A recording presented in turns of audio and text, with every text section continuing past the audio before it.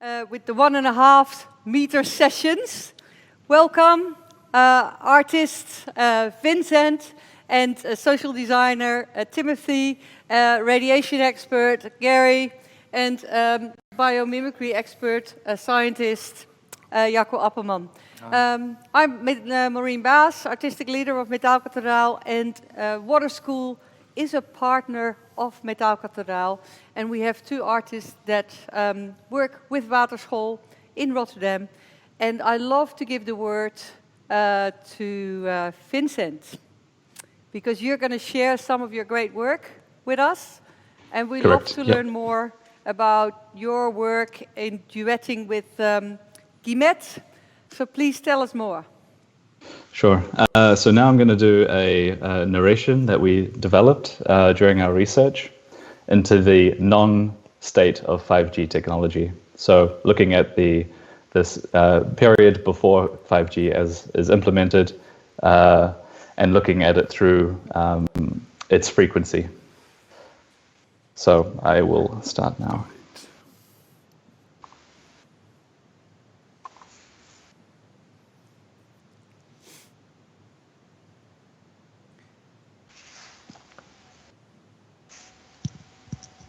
"5G is a rainbow network, a dream or illusion of instant communication between everyone and everything. It is a path between all bodies of resonance, from living cells to the skies to the cosmos. But for some, 5G is a network of disillusion, harm, and chaos." Thank you. Thank you, Vincent. Whew. Okay, yeah. So that's quite a lot. Thank you for sharing a part of the research and the work you're doing now for bodies of resonance. Yep. All aspects are truly addressed. Could you two reflect on this, on what you've just seen? Who wants to start? That's quite fun because it actually connects with this one true amazing book that's been written in the last couple of years about electromagnetism, and it's called The Invisible Rainbow. Mm-hmm. It connects directly in, and it is written by a campaigner against electromagnetism, electrosmog, because he's got 50 years worth of research condensed into one book. And there's an amazing part in there also about how the viruses evolve with the evolving electromagnetic smog. It's what you've created with that rainbow analogy is absolutely in line with what this campaigner is promoting. He's the one true campaigner that's worldwide. He started up a campaign and a petition against the satellites being launched. It's the space appeal against electromagnetic radiations. Arthur Furstenberg is an American doctor who was made sick by radiation when he was doing his training and has spent 30 years recovering from that. So he's speaking out of pure experience, and it's just an amazing book, The Invisible Rainbow. Do you know it, Vincent? I think I've come across it. It was in one of the links that was shared prior to this meeting. It was interesting to see like correlations between previous technological developments and other phenomena in the planet. But I think the idea of like the invisibility of the rainbow is kind of interesting too, because it is the fact that it's invisible, or the fact that we can't explain it so clearly, that leads to people of different cultures having different interpretations of this phenomena. So yeah, that's why we look back at the rainbow and use the rainbow as a metaphor, because in historically it's been this thing that's really like unexplainable, and we can see as a result of it not being comprehensible, people have got both versions of what a rainbow is. It's this like mythical, beautiful thing, but some people also interpret it as something dangerous. And I feel like this is possibly happening today as well with these, not just frequency technologies, but also AI and automation. It's these very complex technologies that are not easily explainable to the public, and so people can easily say they're going to revolutionize the world and they're going to change it and it's going to make everything better, but you can also easily anticipate that it's going to be change for the worse. And so for me as an artist, and for GIMAT as well, it's really important to find new ways to learn about these technologies, to understand them, so people can perhaps make up their own decision, maybe have a bit more of this common sense. Hear, hear. Rather than relying on the media or on different news sources, which can sometimes rely on a sensationalizing of technology, of news to maintain an audience, basically. So there's really an incentive in the media to hype the different possibilities of technology up beyond the reality. That's interesting what you say there, Vincent, because it actually connects with what you said just before we went to the break. And that's a little bit, don't worry about 5G because 6G is coming and that will solve all the problems of 5G. But I'm going to propose something new to you that takes you out of the media hype, and that is that the concept from there won't be a 6G.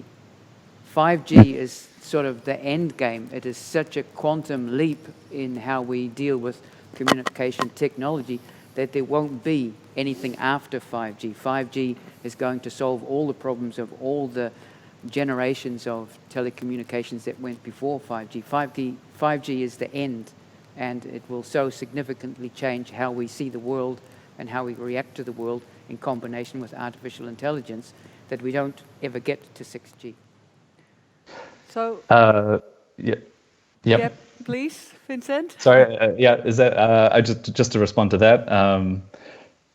Possibly 5G solves all the problems that we have today, but it doesn't. There's going to be new problems, obviously, over the next 10 years that will need to be readdressed, and maybe they're not to do with like communications anymore, or the types of communications that we're familiar with. Maybe there's new kinds that we don't even know will exist in 5 years' time. Perhaps, Jaco. And it's not so much maybe about like connectivity in terms of like how much data I can send to how many devices, but it might be a new kind of connectivity. So at the moment, we rely heavily on a sort of centralized data distribution model where we have data centers and it kind of radiates out from there, and each country has a few main ones. But some people predict that with technology will evolve in the next 10 years to be more independent, so it's not relying on these big centralized data facilities. And so this sort of like revolutionizes how we think about the internet. And this type of new connectivity, whether it's this or whether it's something else, might require a different kind of technology to facilitate this type of independent devices, independent technologies, or integrated technologies into the human body, for example. I'm always amazed. I mean, I'm falling asleep almost because it's all about technology. And the biggest thing that we have really basically to solve at this point in time is how do we as humans, survive on this planet and basically create a healthy ecology.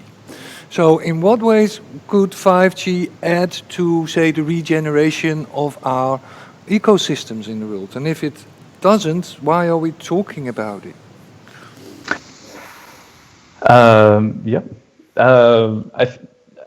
I agree.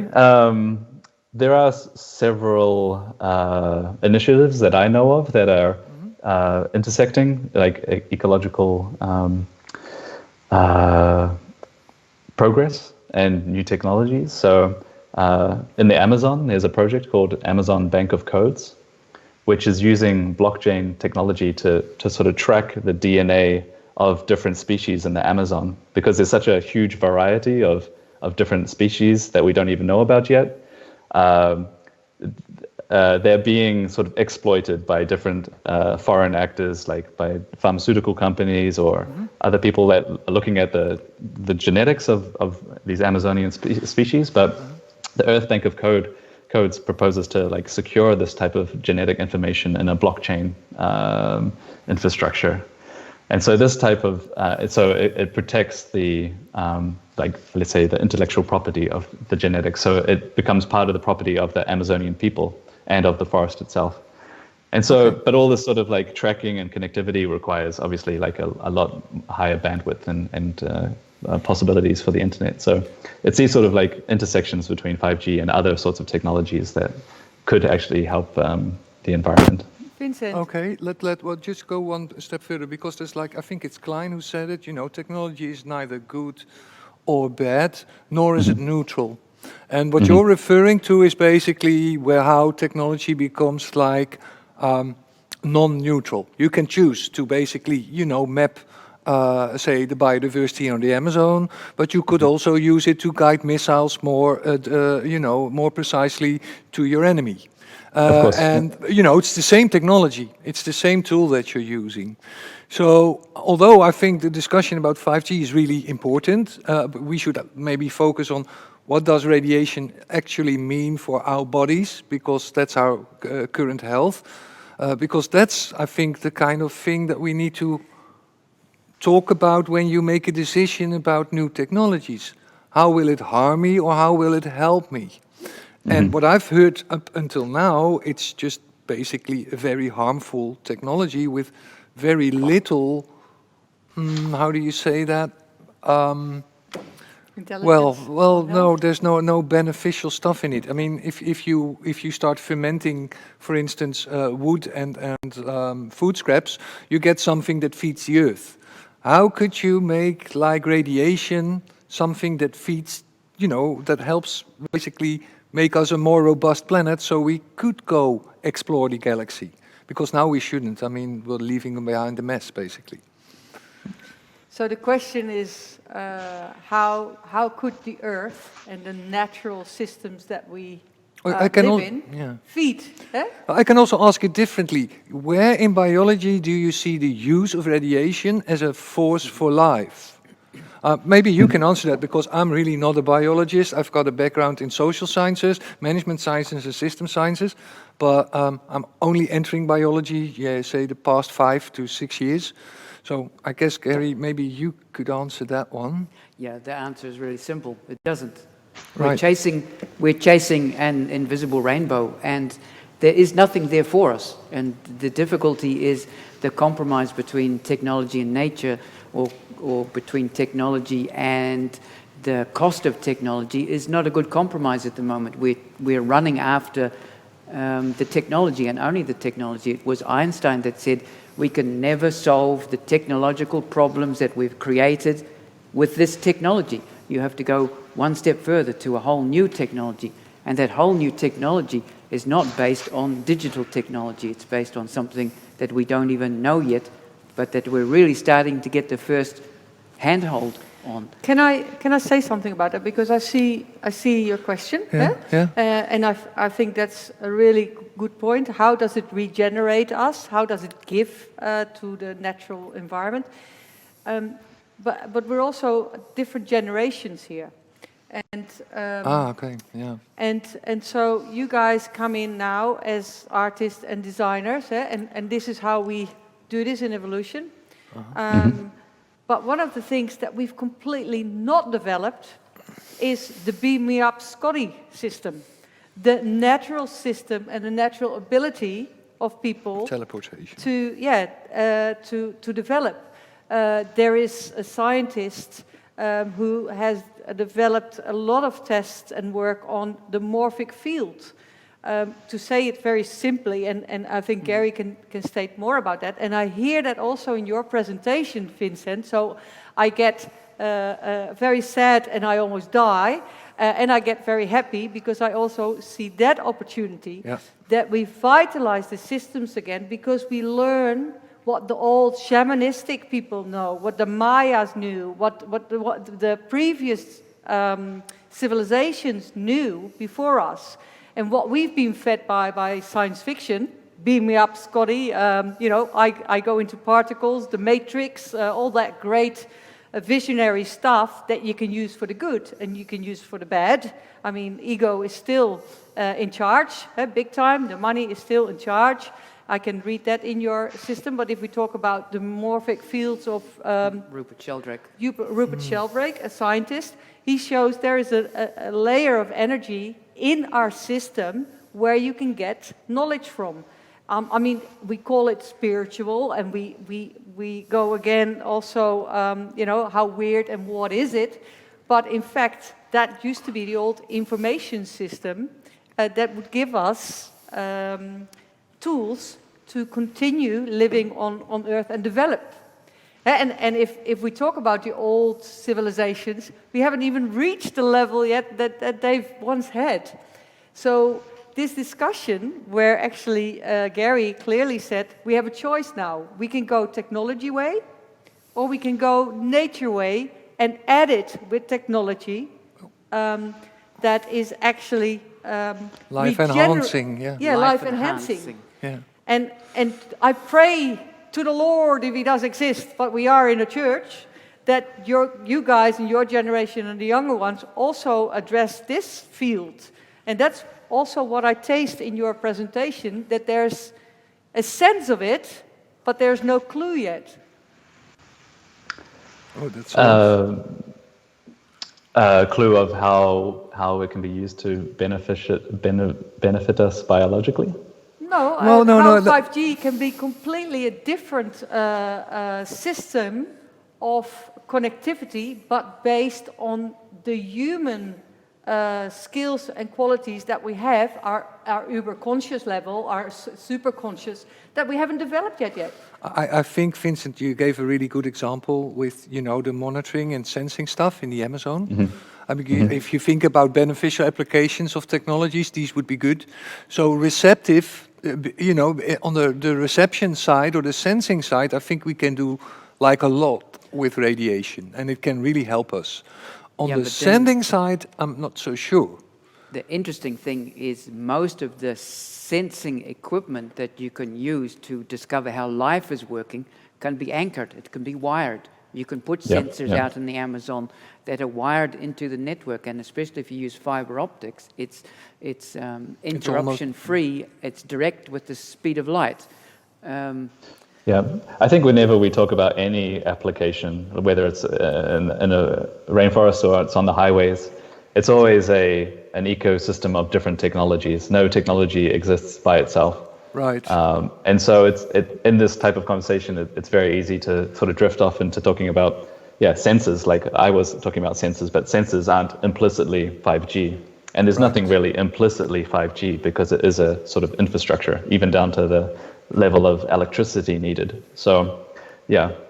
So it's also a definition, eh? We have to sort of redefine our definitions also, or learn to understand what our definitions is. It's as soon as you isolate something, say, let's just talk about 5G, you're missing the point entirely. Yeah, and that's an interesting point to ask Timothy as social designer.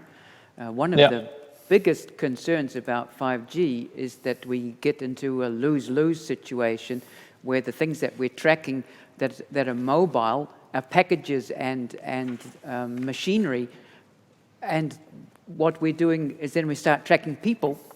People are not machinery. People have a social aspect, and the biggest danger, of course, is the loss of freedom that 5G or tracking system on people could introduce. Could you reflect on that, Timothy? Oh. Yeah, please reflect on that. And then we're also on the time restriction. So okay. Please, Timothy, the honor is to you for this last little bit, and then we most have to important piece. And the most important bit. I have to say that we're in the process of developing technology, and we are learning and using and deciding at the same time. For example, this coronavirus situations, if it happened 20 years ago, for example, the first iPhone appeared in 2007, and Skype is appearing in 2003. Mm-hmm. Before that, we cannot do this. We cannot still connecting with the people and to live in the same style we want to have, or the benefits or the convenience or connectivity we want to enjoy. So what I want to say is that there are always good side and bad sides with this technology, and it's always a collective work for the public to decide how we're going to use it or how we want to live in this society. Yeah. So that is a true call to everybody to learn to understand what this entails, what we're talking about. So there's an assignment with that we have to become very clear in the definitions and no, Jacco? I always refer to the common sense thing. The timer is going. Okay, Yes? just one tiny thing. What you might do if you want to know how bad radiation for you is, I mean, this is for the viewers out there, just make like 2 tiny, basic cartons and get in some seeds. Set one of those, packages close to your router, your Wi-Fi router, and another one in a similar place in the house. So same light, same kind of temperature, and then you'll see that the growth next to your router will be stunned. Will be really stunted, will be really different, it looks really, not nice. So, and then start talking about using technology, but first try to get a feel for what it does, because it's invisible, you can't smell it, I mean, you have to make it, visible. Well, that's a good point. With the Waterschool, we will put a lot of little films online so you can do it yourself at home and learn what radiation is all about. We have to wrap it up. Thanks. I'd like to say thank you very much. I mean, there's so much more to discuss, and we might do another item on this because it feels like it's urgent. Jacco Appelman, thank you. You're welcome. I know you want to say much more, and we love to listen to you more. It will be there. Gary, thank you very much for your great help and the little films that we're going to put online to show what radiation is all about. The great technical team. And if you feel like more online, live, culturele zondagen, we are going to stop this broadcasting digital studio Metaal Kathedraal. We bow deeply for you, for all the work and the work behind the scenes. And we will come back to you online. So stay tuned. Thank you very much. Thank you.